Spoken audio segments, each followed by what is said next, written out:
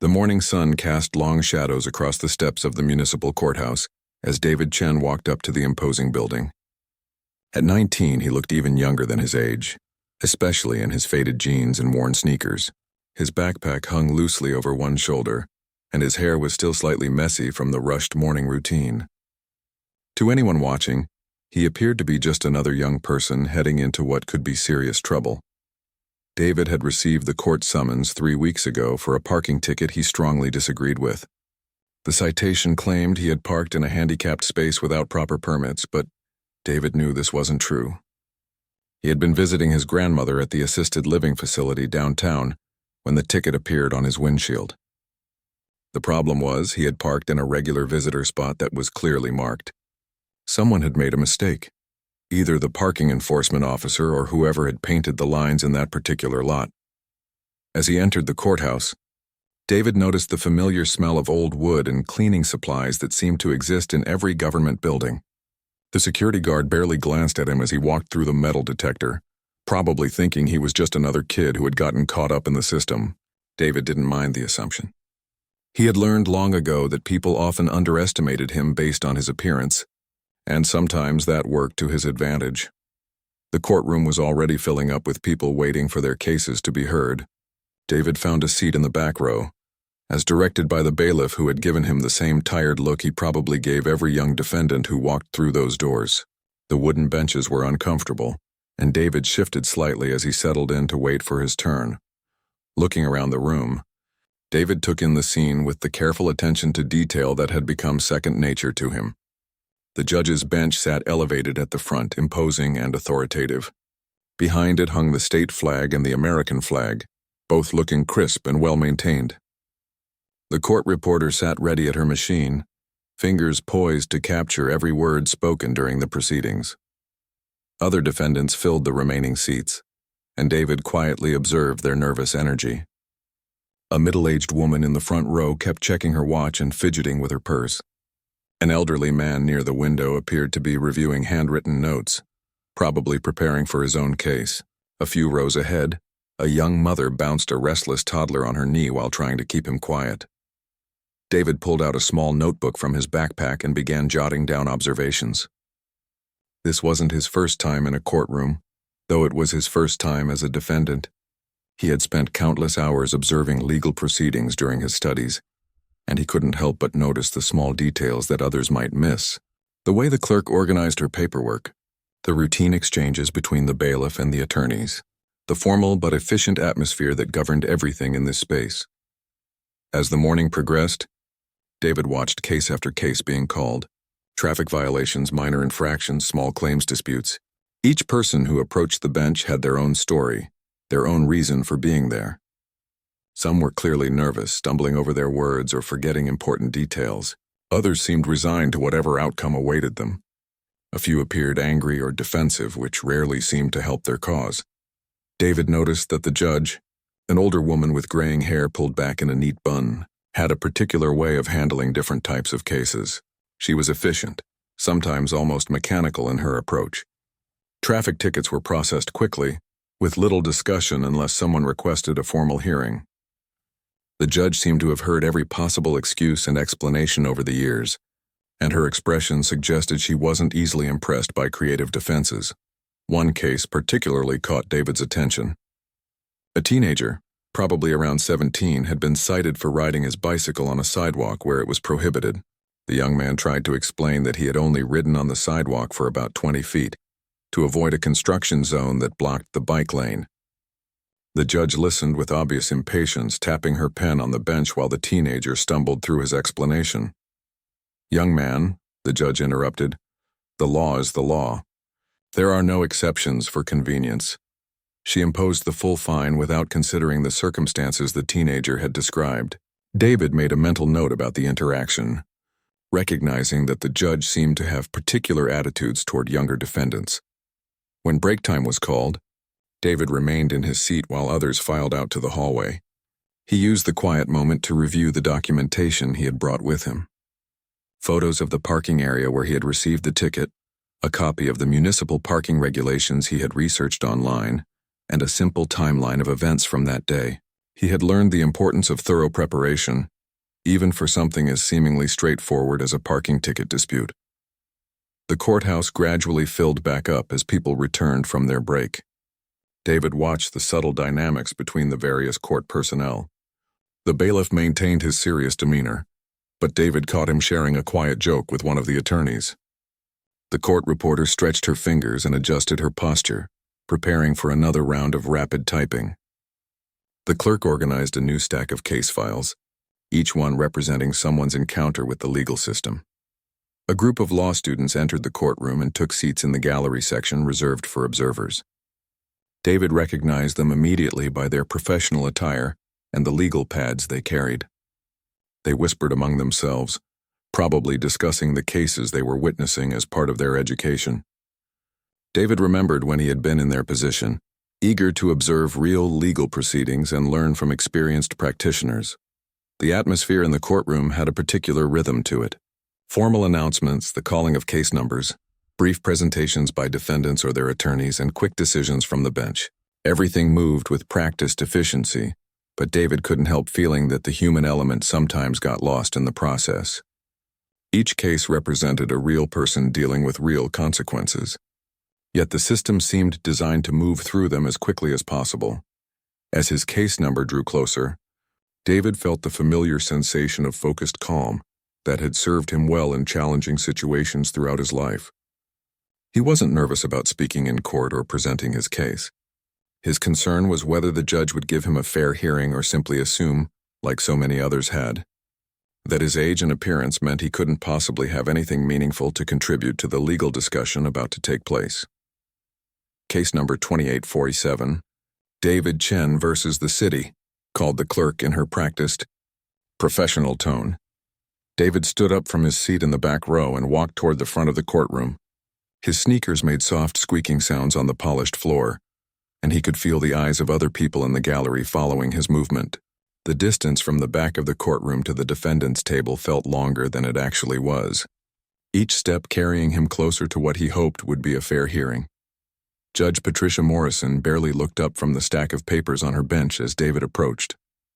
She was busy marking something on a document with her pen, and her body language suggested she was already forming opinions about the case before even hearing the details. When she finally glanced in David's direction, her expression immediately shifted to one of barely concealed irritation.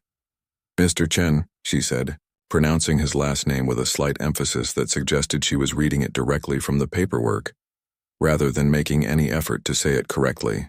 "I see here you're charged with parking in a handicapped space without proper authorization. This is your first appearance before this court?" David stepped closer to the microphone at the defendant's table.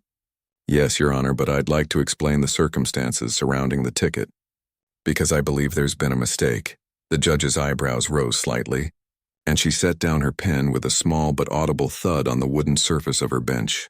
"Mr. Chen, I've been presiding over cases like this for 15 years. Do you honestly think you're going to tell me something I haven't heard before?" The tone of her voice carried a clear message that David recognized immediately. Judge Morrison had already decided what kind of person she thought he was, based purely on his appearance and age. The way she looked at him, the slight shake of her head, the dismissive tone, all indicated that she saw him as just another irresponsible young person trying to talk his way out of a legitimate citation. "Your Honor, I understand you hear many cases, but the facts of this particular situation are important," David replied calmly. "I have documentation that shows the parking space where I was cited was not properly marked as a handicapped space at the time." Judge Morrison leaned back in her chair and crossed her arms.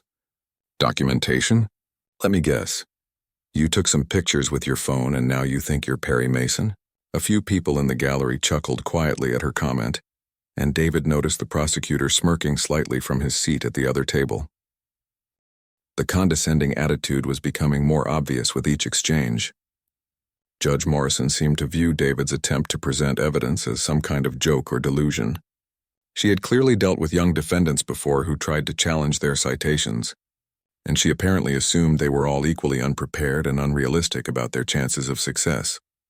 "Your Honor, I've researched the relevant municipal codes regarding parking space designation and signage requirements," David continued. maintaining his respectful tone despite the judge's obvious hostility. According to Section 12.3 of the city's parking ordinance, handicapped spaces must be clearly marked with both ground painting and vertical signage visible from the driver's position. Judge Morrison's expression grew even more skeptical. "Mr. Chen, did you look this up on the internet? Because I can tell you right now that trying to quote laws you found online is not going to impress this court." The assumption that David was simply repeating information he had hastily Googled was both insulting and completely wrong, but he maintained his composure. Around the courtroom, David noticed that some of the other people waiting for their cases were paying more attention to this exchange than they had to previous proceedings. The law students in the observer section had stopped their quiet note-taking and were watching with obvious interest. "I understand your skepticism, Your Honor," David said carefully. "However, the photographic evidence I've brought clearly shows that the space where I parked lacked the required vertical signage, and the ground marking was so faded it was barely visible." The judge shook her head with obvious exasperation. "Mr. Chen, every person who gets a parking ticket thinks they have a good reason why it shouldn't apply to them. You young people especially seem to think you can find some loophole or technicality that will get you out of taking responsibility for your actions." David felt a familiar frustration rising in his chest, the same feeling he had experienced countless times when people dismissed him based on assumptions about his age. But he had learned over the years that responding with anger or defensiveness only confirmed people's preconceived notions. Instead, he took a breath and continued with the same calm, professional demeanor. "Your Honor, this isn't about finding a loophole. This is about whether the citation was issued correctly according to the established legal standards for parking enforcement."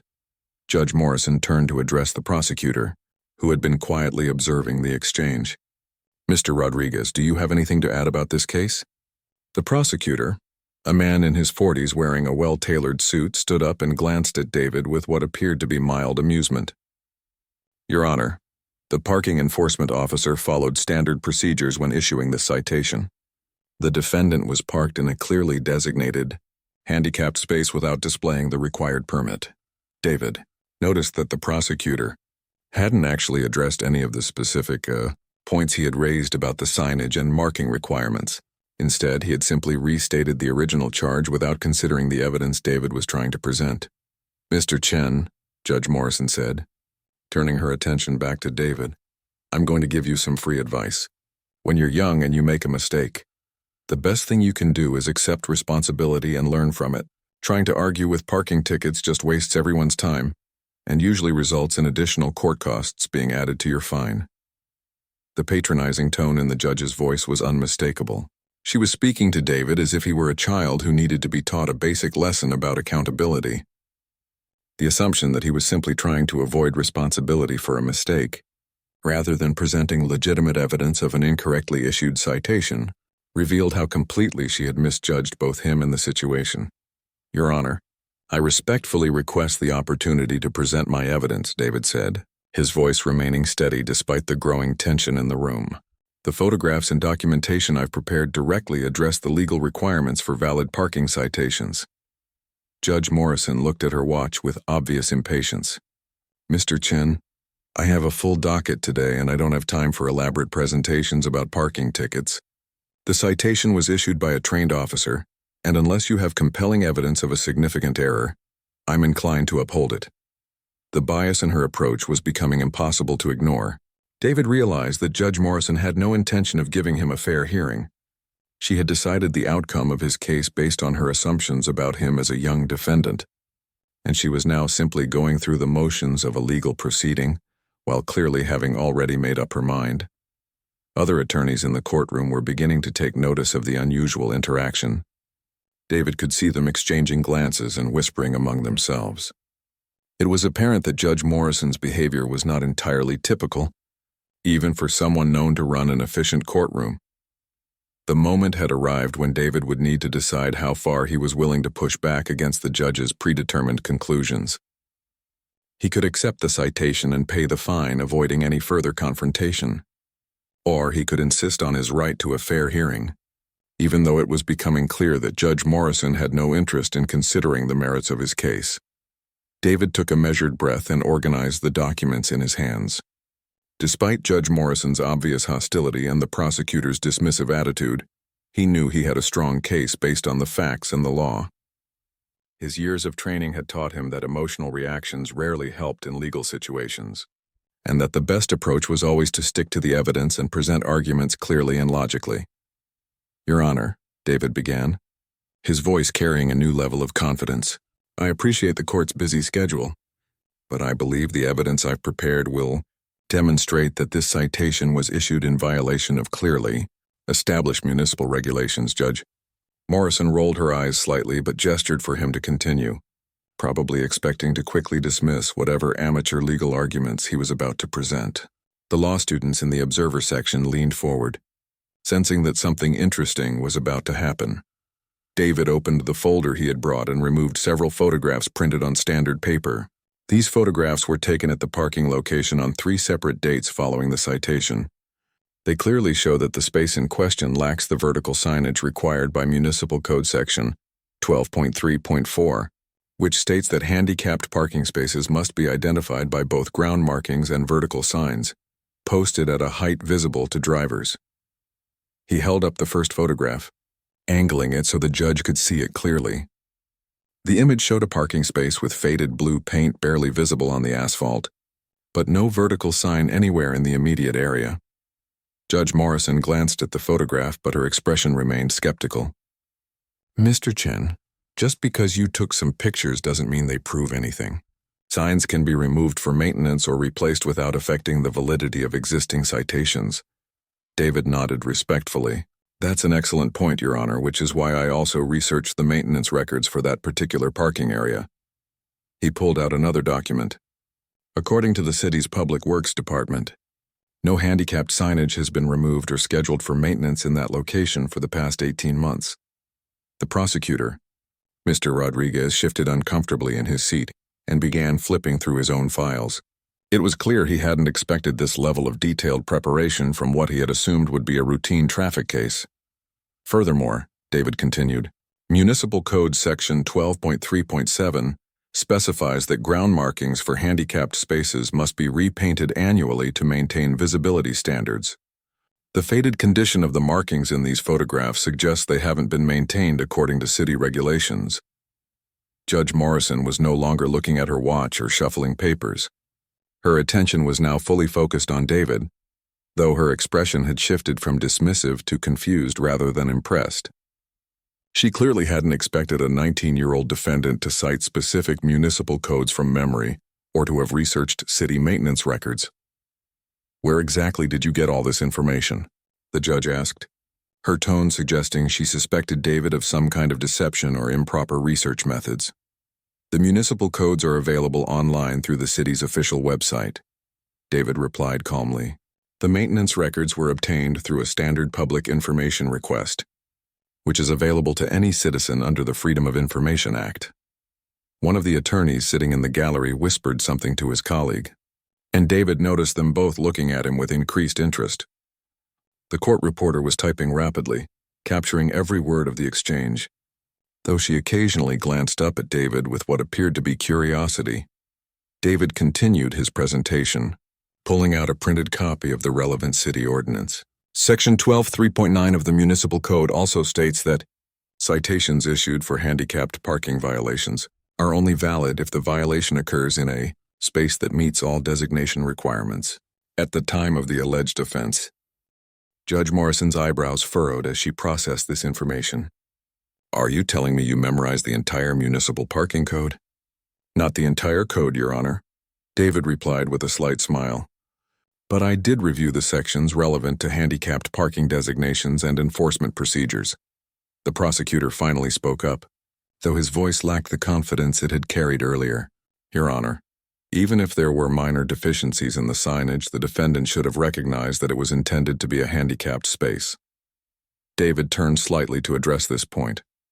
"With respect, Mr. Rodriguez, the legal standard isn't whether someone should have recognized an intention.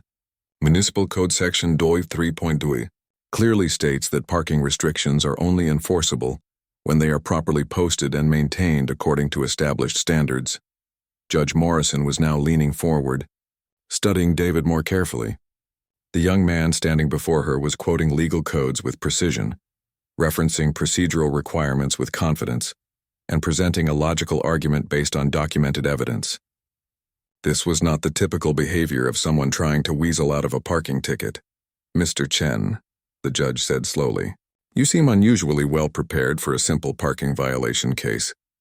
David maintained his professional demeanor. "Your Honor, I believe every citizen has the right to a fair hearing based on facts and applicable law, regardless of how simple or complex the case might appear." The atmosphere in the courtroom had changed noticeably. The casual chatter that had characterized earlier proceedings had stopped entirely. Even people waiting for their own cases were paying attention to what was happening at the defendant's table. The law students were taking notes furiously, recognizing that they were witnessing something unusual. Judge Morrison picked up the photographs David had submitted and examined them more carefully.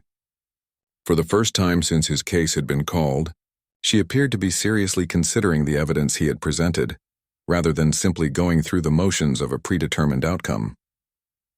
"Mr. Rodriguez," the judge said to the prosecutor, "do you have any documentation about the signage requirements or maintenance schedules for the location in question?" The prosecutor looked uncomfortable as he shuffled through his papers. "Your Honor, I don't have that specific information available today. The parking enforcement officer followed standard procedures when issuing the citation." David seized the opportunity to present his strongest argument. "Your Honor, I'd like to direct the court's attention to the case of City v. Thompson, decided by the State Appeals Court just 6 months ago. In that case, the court ruled that parking citations must be dismissed when issued in spaces that don't meet statutory signage requirements, regardless of the officer's good faith efforts. The silence in the courtroom was now complete. Judge Morrison stared at David with an expression that had moved far beyond confusion into something approaching shock. Not only was this young defendant quoting municipal codes with precision, but he was now citing recent appellate court decisions that directly applied to his case. "Did you say City v. Thompson?" the judge asked quietly. "Yes, Your Honor. The appeals court ruled unanimously that proper signage is a mandatory requirement for handicapped parking enforcement, and that citations issued in improperly marked spaces must be dismissed as a matter of law." Judge Morrison turned to her computer and began typing rapidly, apparently looking up the case David had referenced. The prosecutor was now openly struggling, clearly unprepared for this level of legal sophistication from a defendant he had assumed would be representing himself without any real knowledge of applicable law. After a few moments of typing and reading, Judge Morrison looked back at David with an expression that was difficult to interpret. Surprise, confusion, and perhaps a growing awareness that she had seriously misjudged. The young man standing before her bench, Judge Morrison finished reading the case on her computer screen and slowly looked back at David. The courtroom remained unusually quiet, with everyone sensing that something significant was happening, but not quite understanding what it was. The judge's expression had transformed completely from the dismissive irritation she had shown earlier to something much more complex and uncertain. "Mr. Chen," she said carefully, "the case you've cited appears to be accurately described. City v. Thompson does indeed establish the precedent you've mentioned regarding signage requirements." David nodded respectfully. "Yes, Your Honor. The appeals court was very clear that proper signage is not just recommended but legally required for enforcement of handicapped parking restrictions. The decision specifically states that good faith efforts by parking enforcement officers cannot overcome inadequate space designation." The prosecutor, Mr. Rodriguez, was now visibly uncomfortable. He had been expecting a routine case that would be resolved in a few minutes, but instead found himself facing a defendant who was citing recent appellate decisions with the precision of an experienced attorney. He cleared his throat and attempted to respond. "Your Honor, even if there are technical issues with the signage, the defendant's vehicle was still parked in a space that was clearly intended for handicapped use." David turned to address this argument directly. "Mr. Rodriguez, the Thompson decision specifically rejected that reasoning. The court held that what matters is not the intended use of a space, but whether it meets the legal requirements for enforcement at the time the citation is issued." Judge Morrison was now studying David with intense curiosity. Something about his demeanor, his knowledge, and his confidence was not adding up with her initial assessment of him as a typical young defendant. She had been on the bench long enough to recognize when someone had genuine legal training, and the young man before her was displaying skills that went far beyond internet research or casual preparation. "Mr. Chen," the judge said slowly, "your familiarity with legal procedures and recent case law is quite remarkable for someone your age. Have you had legal training?" The question hung in the air for a moment. David had been waiting for this moment, knowing that his knowledge and presentation style would eventually raise questions about his background. He had deliberately dressed casually and avoided mentioning his credentials, wanting to see how he would be treated as just another young citizen seeking justice. "Your Honor," David replied calmly, "I graduated from Harvard Law School last spring and passed the state bar examination 3 months ago." The silence that followed was profound. Judge Morrison's eyes widened, and she leaned back in her chair as if she had been physically struck. The prosecutor's mouth fell open slightly, and he stared at David with a mixture of disbelief and embarrassment. Throughout the courtroom, people began whispering to each other as the significance of what they had just heard began to sink in. The law students in the observer section looked absolutely stunned. They had been watching what they thought was an unusually well-prepared defendant, only to discover they had actually been observing a fellow attorney who had just demonstrated more legal skill than many practitioners twice his age. Judge Morrison was the first to recover her composure, though her face had flushed noticeably red. "You're telling me you're a licensed attorney?" David reached into his backpack and pulled out a leather folder, from which he removed his bar certification. He walked forward and handed it to the bailiff, who examined it briefly before passing it to the judge. The document was clearly authentic, bearing the official seal of the State Bar Association and David's photograph. "I passed the bar at 19, Your Honor. I know it's unusual, but I completed college early and was accepted to law school at 16. Judge Morrison examined the certification carefully, reading every detail as if looking for some indication that it might be false, but the document was clearly genuine, and the implications of what had just occurred were becoming impossible to ignore. "Mr. Chen," the judge said quietly, "why didn't you identify yourself as an attorney when your case was called?" David maintained his respectful tone, but there was now a subtle change in his demeanor. "Your Honor, I wanted to see how I would be treated as an ordinary citizen seeking justice. I dressed casually because I came here directly from volunteering at the youth legal clinic downtown, where I help teenagers navigate the juvenile justice system." The explanation hit Judge Morrison like a revelation. Not only had she been dismissive and condescending toward a licensed attorney, but she had done so to someone who was dedicating his time to helping young people in the legal system. The irony was unmistakable and deeply embarrassing.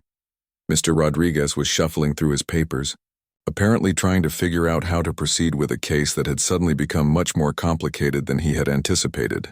The defendant he had been prepared to dismiss as an overconfident teenager was actually a Harvard-trained attorney who clearly understood the law better than he had given him credit for.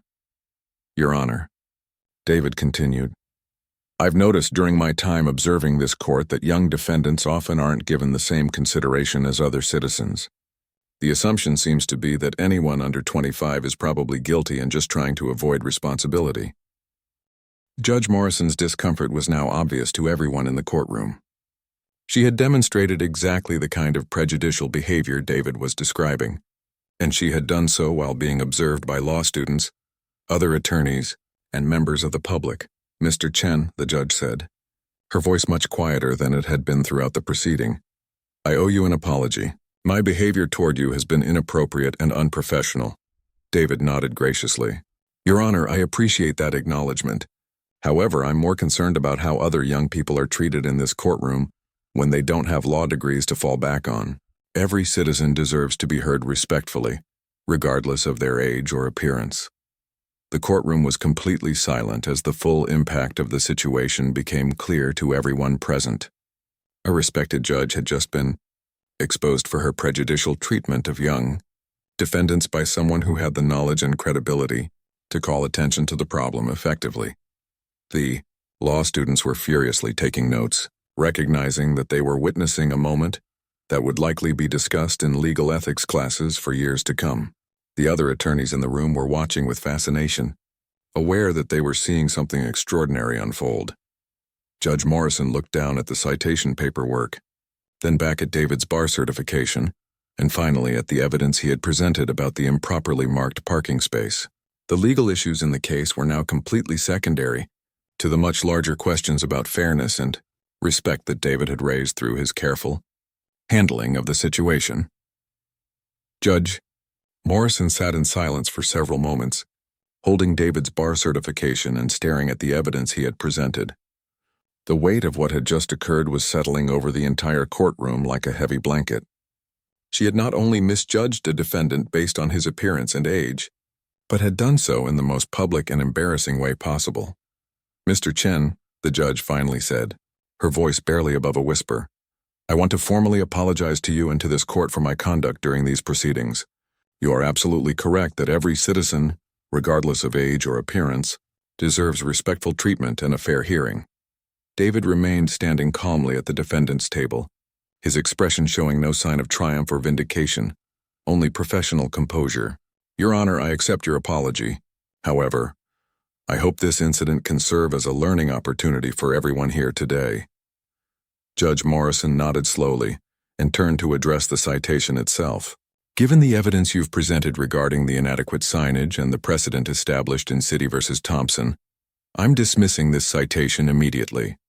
The parking space in question clearly did not meet the legal requirements for handicapped parking enforcement." She signed the dismissal paperwork with deliberate care, but everyone in the courtroom understood that the real significance of this case had nothing to do with a parking ticket.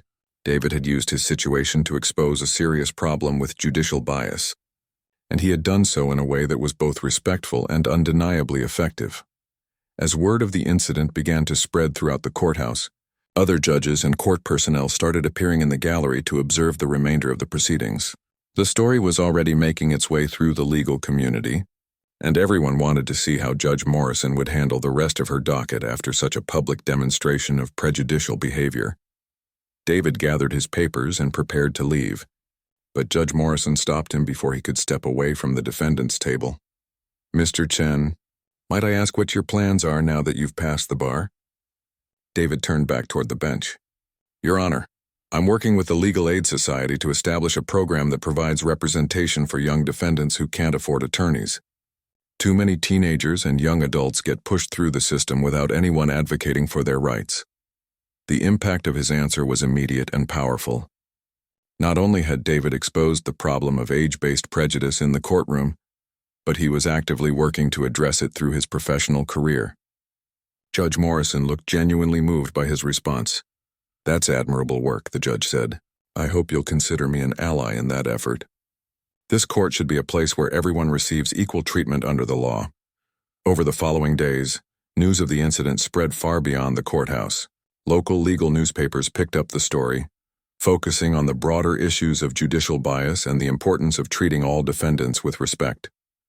Bar associations began discussing the case in their newsletters, using it as an example of how assumptions based on appearance could lead to serious lapses in professional conduct.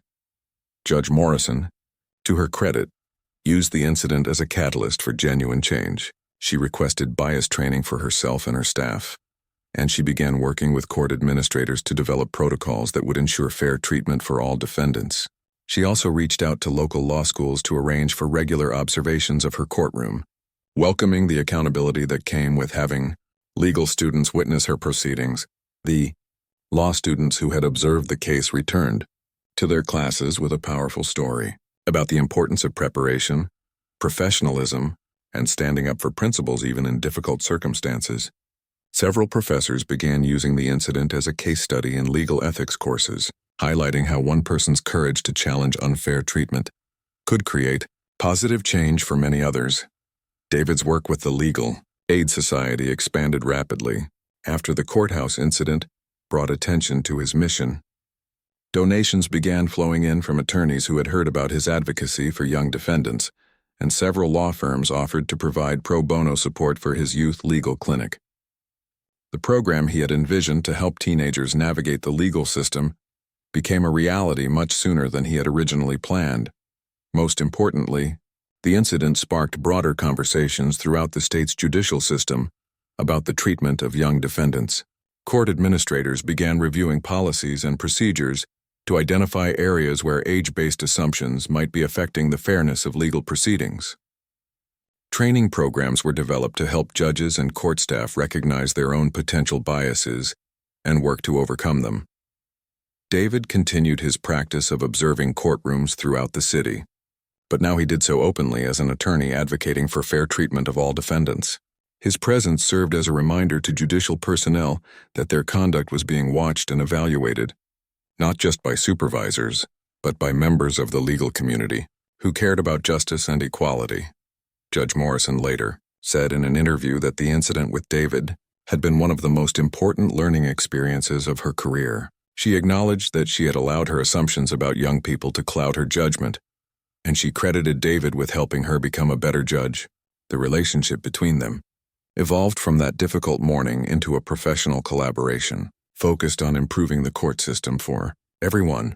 The parking lot where David had originally received his citation was eventually repaved and properly marked, according to city regulations.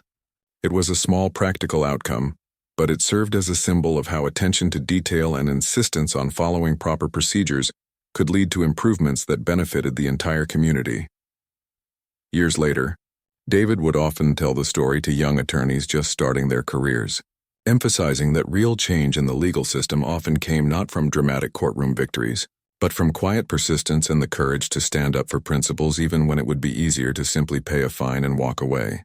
His experience demonstrated that one person's willingness to demand fair treatment could create ripple effects that improved the system for countless others who might never know they had benefited from his advocacy. The incident became a reminder that justice depends not just on laws and procedures, but on the daily choices made by everyone who participates in the legal system to treat each other with dignity and respect, regardless of age, appearance, or any other factor that should have no bearing on the pursuit of truth and fairness.